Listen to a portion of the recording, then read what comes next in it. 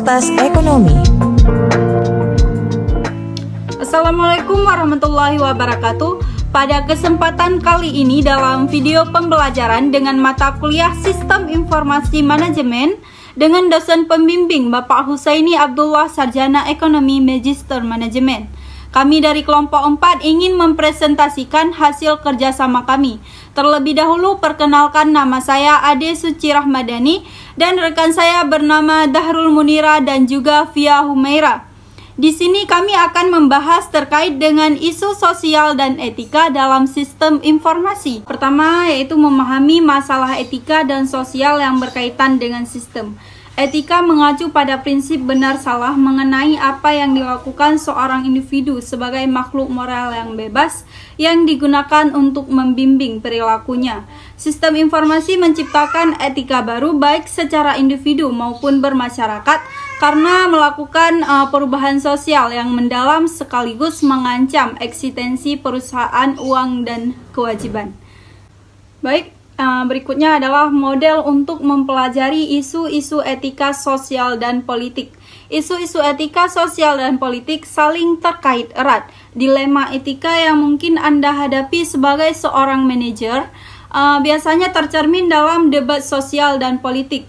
Salah satu cara untuk mempelajari relasi ini ditunjukkan pada gambar di atas. Kita bisa menggunakan model tersebut untuk menggambarkan dinamika yang berhubungan dengan isu-isu etika, sosial, dan politik.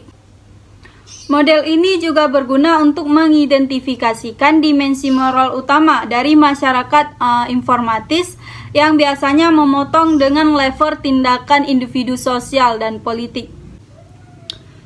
5 dimensi moral diangkat oleh sistem informasi. Yang pertama ada hak dan kewajiban informasi, yaitu berkaitan dengan perlindungan privasi seorang individu dengan tidak mencampuri atau membatasi kebebasan individu tersebut.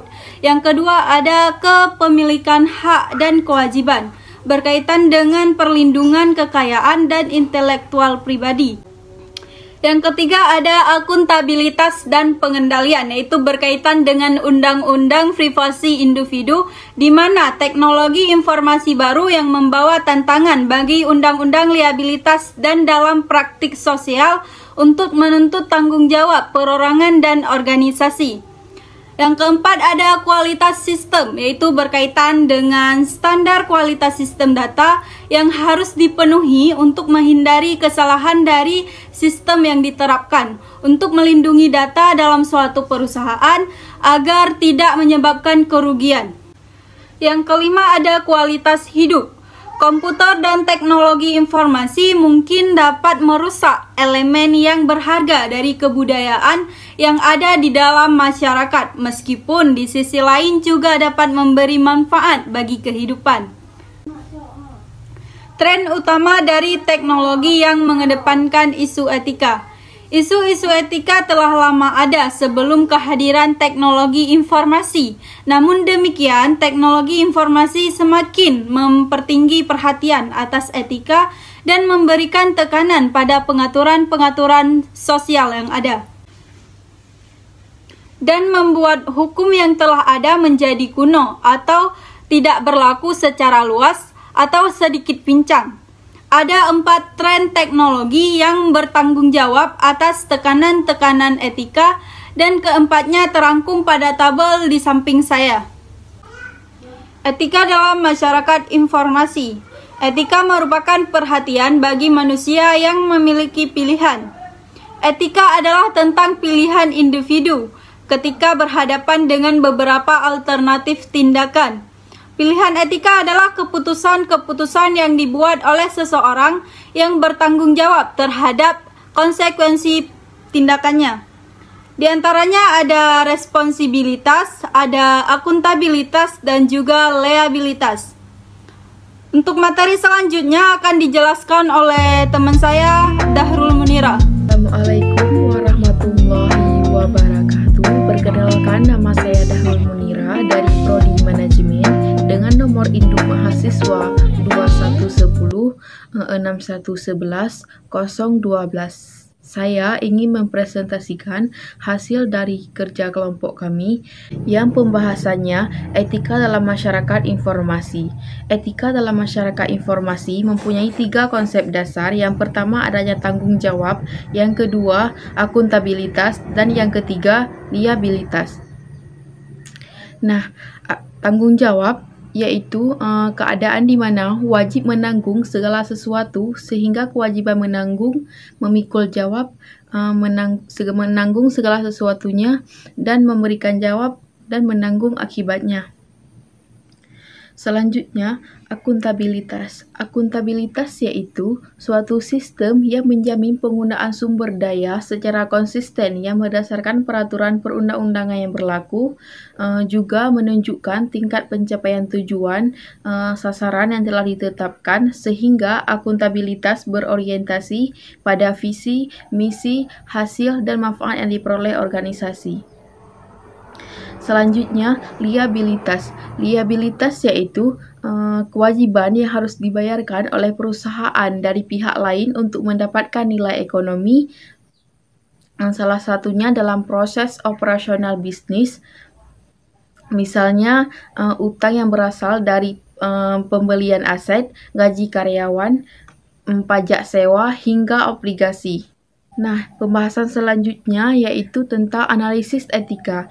Analisis etika mempunyai 5 komponen. Yang pertama, identifikasi dan menggambarkan fakta secara jelas. Yang kedua, definisikan konflik atau dilema dan identifikasi nilai-nilai yang lebih tinggi yang terlibat. Yang ketiga, identifikasi pihak-pihak yang berkepentingan. Yang keempat, identifikasi pilihan-pilihan yang beralasan kuat yang bisa diambil. Dan yang kelima, identifikasi konsekuensi yang terjadi. Pembahasan selanjutnya yaitu tentang prinsip utama etika, mempunyai 7 prinsip. Yang pertama, integritas. Yang kedua, objektivitas. Yang ketiga, kompetensi. Yang keempat, kerahasiaan. Yang kelima, perilaku profesional. Yang keenam, identifikasi ancaman. Yang ketujuh, implementasi pencegahan. Pembahasan selanjutnya yaitu tentang kode etik profesional. Kode etik profesional yaitu janji berdasarkan profesi untuk mengatur kalangan profesional dengan kepentingan umum masyarakat, dan kelompok profesional bertanggung jawab terhadap aturan khusus terkait profesi mereka dengan menentukan tingkat kualifikasi dan kompetensi yang dibutuhkan. Pembahasan selanjutnya yaitu tentang dimensi moral dalam sistem informasi. Adanya hak informasi, privasi, dan kebebasan di era internet. Adanya privasi. Privasi yaitu hak seseorang untuk tinggal seorang diri bebas dari pengawasan maupun campur tangan pihak lain ataupun organisasi termasuk negara. Atau bisa disebut juga dengan kerahasiaan pribadi atau kemampuan satu atau sekelompok individu untuk mempertahankan kehidupan dan urusan personalnya dari publik untuk mengontrol arus informasi mengenai diri mereka. Sekian pembahasan dari saya. Selanjutnya akan dilanjutkan oleh rekan saya, Fia Humaira. Assalamualaikum warahmatullahi wabarakatuh. Baik, saya akan melanjutkan hasil PPT kami yaitu tentang hak kekayaan intelektual. Hak kekayaan intelektual terbagi 4. Yang pertama, rahasia dagang, dan yang kedua, hak cipta, dan yang ketiga, paten, dan yang keempat, tantangan bagi hak kekayaan intelektual. Selanjutnya, tantangan bagi hak kekayaan intelektual yaitu akuntabilitas, liabilitas, dan pengendalian. Baik, selanjutnya kualitas sistem, kualitas data, dan kesalahan sistem. Ada 3 sumber pokok dari kinerja sistem yang bobrok. Yang pertama yaitu celah, dan yang kedua kegagalan pada perangkat keras. Ketiga, kualitas input data yang buruk. Dan kualitas hidup, keadilan, akses, dan batasan. Baik, selanjutnya akuntabilitas, liabilitas, dan pengendalian yaitu bersamaan dengan Undang-Undang Kekayaan dan Privasi Teknologi. Informasi baru memberikan tantangan bagi liabilitas hukum dan praktik sosial yang sudah ada dalam melindungi institusi dan masyarakat. Selanjutnya, kualitas sistem, kualitas data, dan kesalahan sistem. Sejauh ini, sumber kegagalan sistem dalam organisasi bisnis yaitu kualitas data. Selanjutnya, ada beberapa kualitas hidup. Yang pertama, menyeimbangkan kekuatan, dan yang kedua, kecepatan perubahan, dan yang ketiga, ketergantungan, dan yang keempat, ketenagakerjaan, dan yang kelima, hilangnya lapangan kerja, dan yang keenam, ekuitas dan akses, dan yang ketujuh, risiko kesehatan.